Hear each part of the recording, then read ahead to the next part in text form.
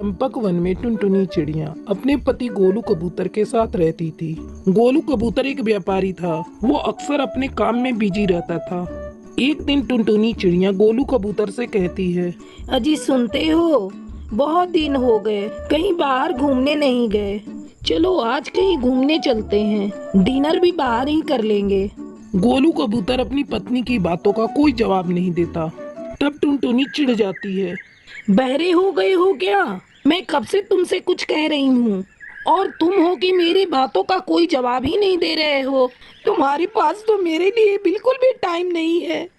टुनटुनी, तुम्हारी फालतू बातों को सुनने के लिए मेरे पास बिल्कुल भी समय नहीं है। मुझे आज रात ही दूसरे शहर जाना है। बहुत बड़ा ऑर्डर मिलने वाला है। हाँ हाँ, तुम केवल अपने काम के बारे में ही सोचते रहते हो। मेरे लिए तो तुम्हारे पास बिल्कुल भी समय नहीं रहता है। तुम्हें तो ये भी याद नहीं कि आज हमारी एनिवर्सरी है। आप मुझे अब बिल्कुल प्यार नहीं करते, बस दिन भर अपने काम में ही लगे रहते हैं। टुनटुनी की ऐसी बातें सुनकर गोलू कबूतर कहता है, तुम भी क्या पागलों जैसी बातें कर रही हो? काम नहीं करूंगा तो पैसे कहाँ से आएंगे? अब जाओ, जाकर मेरे लिए एक कप चाय बना लाओ। तुम्हारी बातें सुन सुनकर मेरे सर में दर्द हो गया। टुनटुनी चिड़िया चाय बनाने चली जाती है। चाय पीकर गोलू कबूतर दूसरे शहर जाने के लिए रवाना हो जाता है। अगले दिन टुनटुनी बर्तन मांज रही थी। तभी पड़ोस में रहने वाला कालू कौवा उसके घर आता है। कालू कौवा देखने में बहुत ही हैंडसम था। अरे ओ गोलू भैया, कहाँ हो? आजकल तो बिल्कुल दिखाई नहीं पड़ते।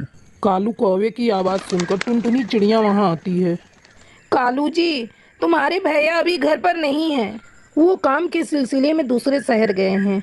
अब कुछ दिनों बाद ही उनसे आपकी मुलाकात होगी। क्या भाभी, जब देखो तब भैया काम में ही लगे रहते हैं। आप पर तो जरा भी ध्यान नहीं देते। आप उनसे कुछ कहती क्यों नहीं? क्या कहूँ कालू जी, मेरी तो गोलू कबूतर से शादी करके किस्मत ही फूट गई है। उसकी ये बातें सुनकर कालू कौवा मन ही मन हंसने लगता है और टुनटुनी पर डोरे डालने लगता है। ओ भाभी, मेरे घर पानी नहीं आ रहा है। क्या मैं आपके बाथरूम में नहा लूं? टुनटुनी भी मन ही मन कालू कौवा को चाहने लगी थी। कोई बात नहीं कालू जी, आप यहाँ नहा लीजिए, ये भी तो आपका ही घर है। कालू नहाने के लिए चला जाता है। थोड़ी देर बाद कालू कौवा चिल्लाने लगता है, भाभी जी, अरे ओ भाभी जी, मैं घर से तौलिया लाना भूल गया। जरा आप अपना तौलिया मुझे दे दीजिए। टुनटुनी कालू कौवे को तौलिया देती है। अब तो किसी न किसी बहाने कालू कौवा रोज टुनटुनी के घर आने लगता है। उन दोनों में नजदीकियां बढ़ने लगती है। इसी तरह कुछ दिन गुजर जाते हैं।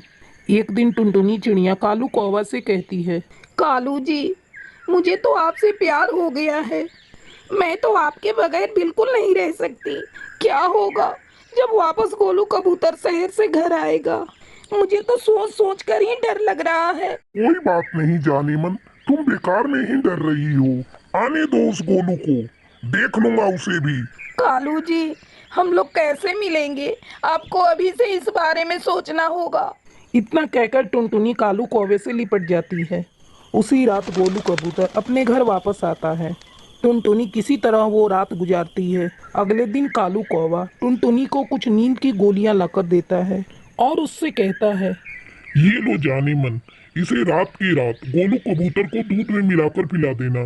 ये नींद की गोलियां हैं। जब गोलू कबूतर दूध पीकर सो जाएगा तो हमारा मिलना आसान हो जाएगा।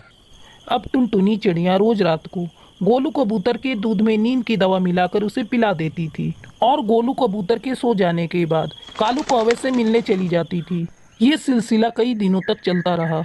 एक दिन गोलू कबूतर को टुनटुनी चिड़िया पर शक हो जाता है। उस रात वो दूध नहीं पीता और सोने का नाटक करने लगता है।